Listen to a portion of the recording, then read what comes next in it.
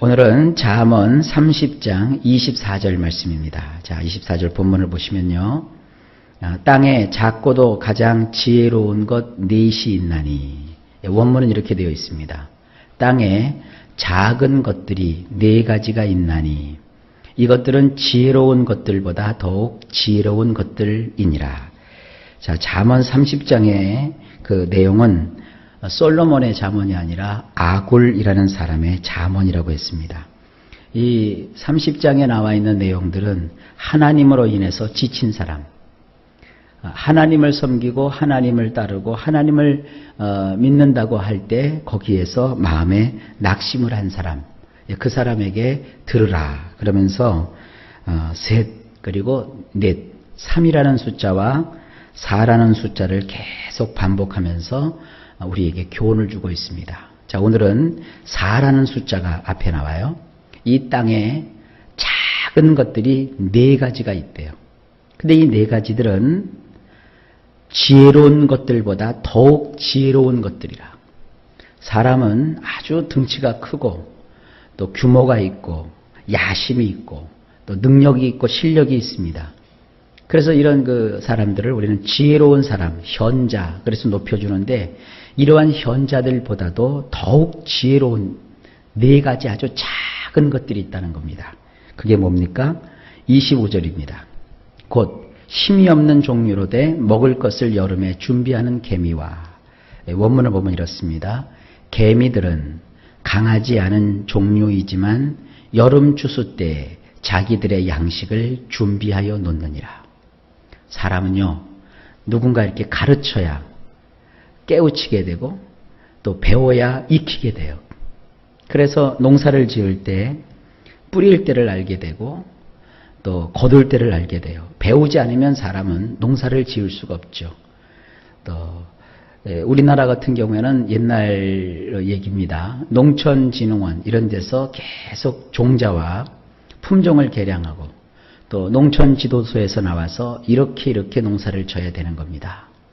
그리고 작물을 할 때는 이런 식으로 해야 되고 파종은 이때 하고 거둘 때는 이때 거둬야 됩니다. 이게 가르쳐 주잖아요. 그래서 인생은 깨우치지만 개미는 학교도 없고 선생도 없고 또 누가 가서 현자 노릇을 하지 않아도 본능적으로 하나님의 은혜 가운데 그들은 아주 사람이 밟으면 밟히는 아주 연약하고 그리고 사람을 향하여서 벌떡 일어서 가지고는 대항할 수 없을 만큼 약한 존재입니다. 이렇게 강하지 않은 종류이지만 그들은 스스로 여름 추수 때에 자기들의 양식을 마련해 놓습니다. 부지런히 가서 자기 몸에 30배, 40배, 어떤 개미는 한 128배 정도 되는 큰 그 덩치에 어떤 먹이도 다 물고 와요. 그래서 개미는 그들의 수장고에다가 먹을 것을 차곡차곡 쌓아놓습니다. 하나님으로 인해서 지치고 하나님으로 인해서 괴로웠던 아굴은 그 작은 미물인 개미에게서 놀라운 창조자의 섭리를 깨닫게 되는 것이죠. 하나님께서는 그 미물 하나에게도 은혜를 주셔서 그들이 지혜롭게 행동하도록 하는 것입니다. 그러니까 이 잠언에도 보면 너희는 개미에게 가서 배우라 그러지 않았습니까? 이 모든 작은 생명체까지도 지혜로 역사하시고 또 작은 생명체까지도 자기들의 미래를 준비할 수 있도록 해주는 이와 같은 하나님의 은혜가 이렇다는 것이에요. 이런 개미까지도 돌보시는 하나님이 하나님으로 인해서 일한다고 하면서 봉사한다고 하면서 살아간다고 하면서도 지쳐있는 우리들에게 교훈을 주지 않느냐 이겁니다. 여러분, 인생은 내 지혜와 내 꾀로 하는 것이 아닙니다. 내 힘으로 하는 것이 아닙니다. 개미를 보십시오. 작지만 강하지 않지만 어리석은 것 같지만 작은 미물인 것 같지만 창조주 하나님이 가르쳐 주신 그 섭리를 따라서 그들이 때를 맞추어서 곡식을 거두어 드리고 또 긴 여름을 대비해서 수장해 놓는 것처럼 우리 역시도 우리 뜻대로 살지 않고 지혜이신 하나님께 나와 하나님의 인도를 받으면 우리의 인생도 참으로 순탄하고 평탄하게 되는 것을 깨달으시기를 바랍니다. 주님으로 인해서 지쳐있고 주님의 일을 한다고 하면서 때로 낙담하는 성도들은 이 작은 미물에게서 지혜를 얻을 수 있습니다. 자, 그 다음 구절을 보실까요? 26절, 약한 종류로 돼 집을 바위 사이에 짓는 사반과. 우리 성경으로 보면 이 사반이라는 게 굉장히 어렵지요. 근데 원문을 보면 이렇습니다. 바위 너구리들은 강하지 않은 종류이지만 그들은 암벽 속에 자기들의 집을 짓느니라. 이 바위 너구리라는 그 너구리가 있는데 여기 이제 사막에 살고 있는 짐승 중에 하나입니다. 근데 이 너구리도 아주 작고 또 강하지 않습니다. 그런데 이들은 얼마나 지혜로운지 그 내리쬐는 그 떼약볕 거기에 견딜 수가 없잖아요. 그리고 지면에서 올라오는 그 지글지글거리는 뜨거운 열기 그리고 맹수들 이런 것으로부터 자기를 지키고 보호하기 위해서 이들은 암벽 속 큰 바위가 있는 그 절벽 그 가운데에다가 자기 집을 져놓고 거기로 왔다 갔다 하면서 스스로 보금자리를 마련해 놓고 산단 말이에요. 여러분, 이 작은 너구리도 자기 자신을 지킬 줄 아는데 이 등치 크고 또 지혜롭고 평생을 배우고 IQ도 높고 똑똑한 인간이 피할 수 있는 자기의 거처나 피난처가 어딘지도 모르고 세상에서 방황하는 것을 우리가 보고 있지 않습니까? 우리가 쉴 수 있는 피난처는 우리 주 예수 그리스도의 십자가 그늘이라는 것을 잊지 마십시오. 무수한 사람들이 돈이 자기를 지키는 줄 알아요. 권력이 자기를 지키는 줄 알아요. 또 자기가 가진 여러 가지 지혜와 명예와 자기가 그동안 배웠던 지식이 자기를 지키는 줄 알아요. 아닙니다. 그것은 우리 인생을 살아가는 데 필요한 것이고 살아가는 삶의 도구이지 우리의 피난처는 아닙니다. 기억하십시오. 우리의 피난처는 지존하신 우리 예수 그리스도, 가장 높으신 우리의 하나님, 우리의 구세주, 십자가에서 자기 자신을 아끼지 아니하시고 내어주신 독생자 예수 그리스도의 그 그늘 밑이 우리가 쉬어야 될 우리의 피난처요 그늘인 것을 아시기 바랍니다. 여호와께 피하는 자가 복이 있다고 그랬고 여호와께 속한 자가 하나님의 은총을 받는다 그랬어요. 잠언 전체를 보게 되면 거기에 여호와를 의지하여 그를 나의 반석으로 그의 나를 산성으로 그를 나의 요새로 삼은 자가 얼마나 큰 복이라 하는 것을 우리에게 말하고 있지 않습니까?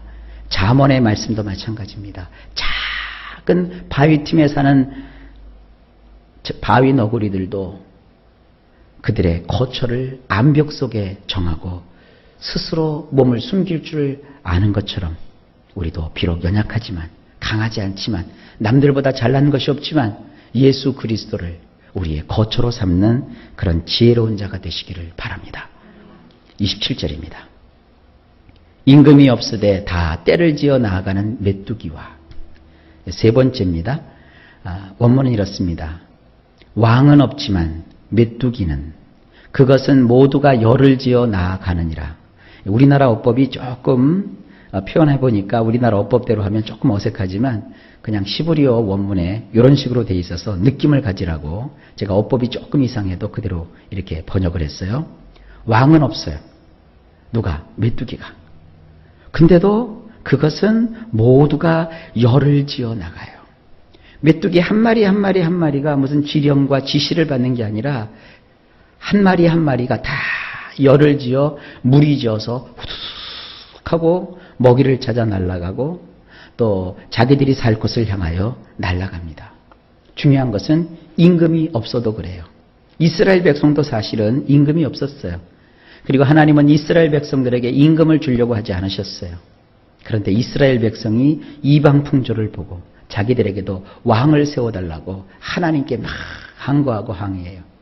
그러자 왕을 세우면서 왕을 최초로 세웠던 사무엘 선지자가 막 분을 내죠. 너희가 어찌 하나님을 저버리고 인간 왕을 요구하느냐. 너희가 그러나 이것을 알아라. 인간 왕을 세울진데 그 왕이 너희를 억압하리라.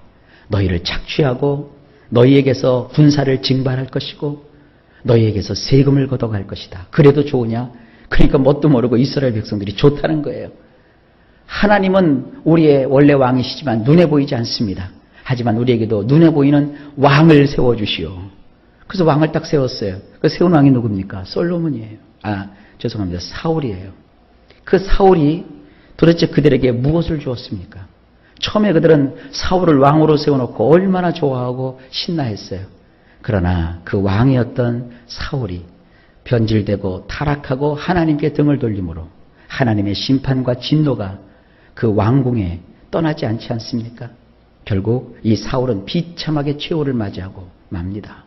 물론 그 다음부터 하나님께서는 이스라엘 백성들에게 인간 왕을 허락하기는 하셨지만 결국 인간에게 왕은 한 분, 하나님이 왕이 되시고 결국 하나님의 독생자 예수 그리스도께서 이 땅에 왕으로 오셔서 그 왕은 우리를 다스리고 통치하는 그런 왕이기도 하지만 먼저 우리를 구원하는 구원자, 우리를 위해서 희생하는 희생자, 우리를 위해서 십자가 제물이 되시는 희생 제물이 되시는 그 왕으로서 메시아이신 예수님을 우리에게 예시해 주시기는 하셨어요. 사실 우리에게는 예수님 그분만 있으면 돼요. 왕이 필요 없는 것입니다. 우리를 다스리고 우리를 인도하는 것은 그 어떤 사람이 아니에요. 오로지 예수 그리스도 그분만이 우리의 왕이십니다. 그러니까 이 세상에는 왕이 없어도 이 메뚜기들은 자기 갈 길을 다 알고서 스스로 열을 지어서 질서를 맞춰서 움직이지 않습니까? 우리도 이런 자세를 가져야 된다. 그러니까 왕을 무시하고 지도자를 멸시하라는 얘기가 아닙니다. 우리를 다스리고 통치하시는 것은 오직 하나님 그분뿐이라 이겁니다. 그러니까 메뚜기만도 못한 우리 인생들을 보라 이겁니다. 이게 얼마나 헛된 것입니까? 그 다음에 28절 보실까요? 손에 잡힐만 하여도 왕궁에 있는 도마뱀이니라. 네 번째 작은 것은 도마뱀입니다. 원문을 보면 이렇습니다. 양손에 잡힐 듯한 도마뱀이지만 그것은 왕의 궁궐들 안에 있느니라. 도마뱀 아주 작지요. 사람이 이렇게 노리고 있다가 잡으면 쉽게 잡히죠. 그 조그만 도마뱀이 뭐 사람을 공격하겠습니까? 고작해야 도마뱀이 사람의 손에 잡혔어도 사람을 해하려고 공격하는 것이 아니라 오히려 자기의 꼬랑지를 딱 잘라놓고 막 도망가죠. 지금은 이 도시에서 도마뱀을 볼 수 없는데 저 어렸을 때만 해도 동네에서 도마뱀이 꽤 많았어요. 도마뱀 잡아가지고 이렇게 꼬랑지 들고 있으면 꼬랑지 탁 띄워놓고 도마뱀이 막 도망가잖아요. 근데 그 도마뱀은 말이죠. 이 민간인들이 사는 민간에만 거하는 것이 아닙니다. 도마뱀은 왕들이 사는 여러 궁궐들 안에도 도마뱀이 살아요. 아주 작지만 아주 깨끗한 미물이지만 아무나 여러분 왕이 사는 궁궐에 들어갈 수 없지 않습니까? 왕의 특명을 받아야 왕의 부름을 받아야 또한 일정한 자격을 갖추어야 아니면 어느 정도의 높은 벼슬을 얻어야만 왕이 사는 왕궁에 들어갈 수 있지 않습니까? 지금은 우리나라도 왕은 없고 대통령이 있는데 여러분 대통령이 사는 청와대에 아무나 갈 수 있나요? 못 들어가요. 아유 나는 대한민국 국민인데 왜 안 되냐? 한번 가보세요. 아무도 여러분들을 그곳에 들어가도록 허용하지 않습니다. 그런데 도마뱀에는 작고 아주 연약한 미물이고 사람이 양손으로 잡으면 잡힐 수밖에 없는 그런 존재이지만 도마뱀은 거칠 것 없이 왕궁을 드나들어요.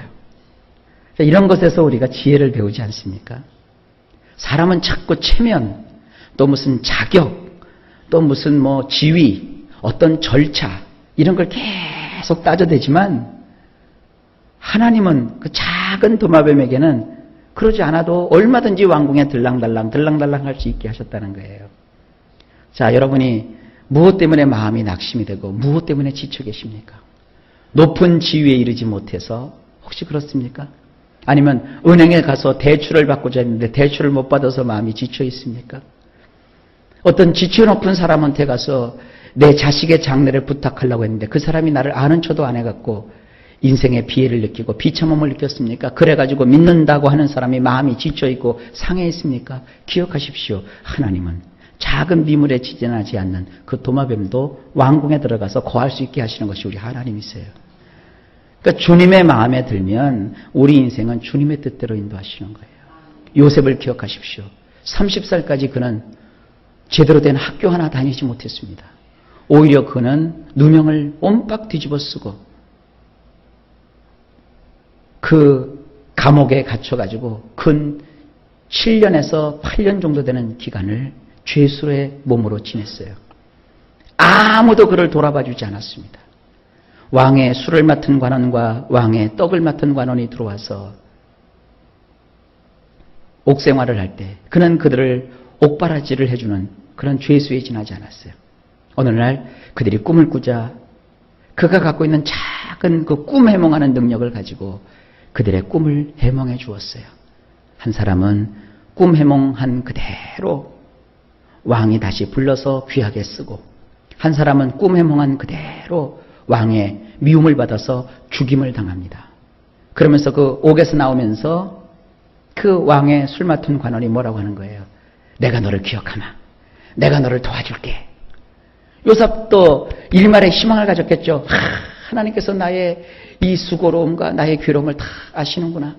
저 사람이 내 말을 알아들었겠지. 나는 죄를 지은 일이 없이 이 감옥에 갇혀서 이 억울한 옥살이를 한다는 걸 내가 다 얘기했으니까 저 사람이 나를 풀어줄 거야. 웬걸? 하루를 기다려요. 이틀을 기다려요. 한 달을 기다려요. 1년을 기다려요. 몇 년을 기다렸는지는 하여간 모르겠어요. 세월이 지나갔어요. 자기를 잊어버렸어요. 누가? 술 맡은 관원이. 여러분 같으면 어떡하겠어요? 마음에 낙심하지 않겠습니까? 내가 그래도 하나님께 기도를 했는데, 내가 하나님을 바라봤는데 왜 하나님은 나의 기도에 응답하지 아니하시는가? 오히려 인생으로 하여금 나를 잊게 하여 나로 하여금 이런 비참함을 느끼게 하는가? 혹시 그런 생각하지 않겠습니까? 하나님을 바랬더니 나에게 남는 것은 응답이 아니라 괴로움뿐이로구나. 이러면서 탄식하고 있었을 거 아닙니까?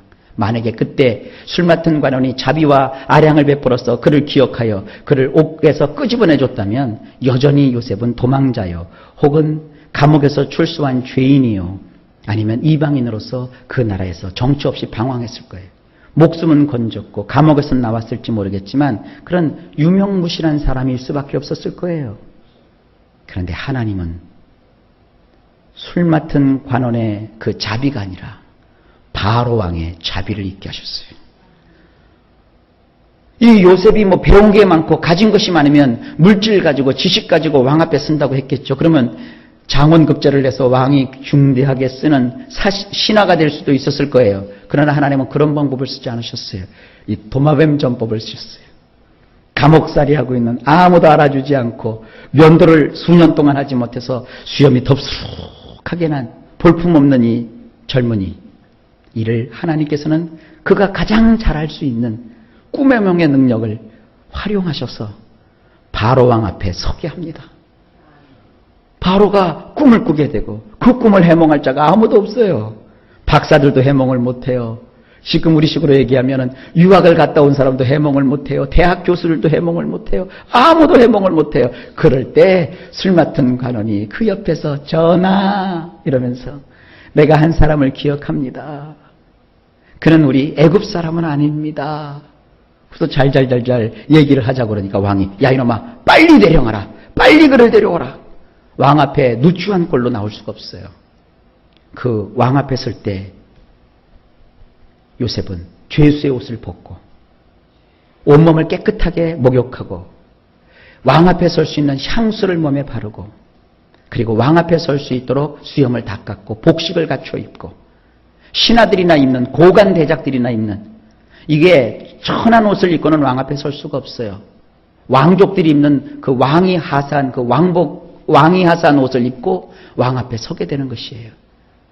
일약 하루아침에 죄수복에서 왕 앞에 설 수 있는 지체 높은 귀족의 옷을 입고 왕 앞에 서는 사람이 발라야 되는 향수를 몸에 바르고 왕 앞에 서서 왕이여 나를 불러주셔서 감업합니다. 감지덕지합니다. 그러지 않았어요. 왕 앞에 당당하게 섰어요.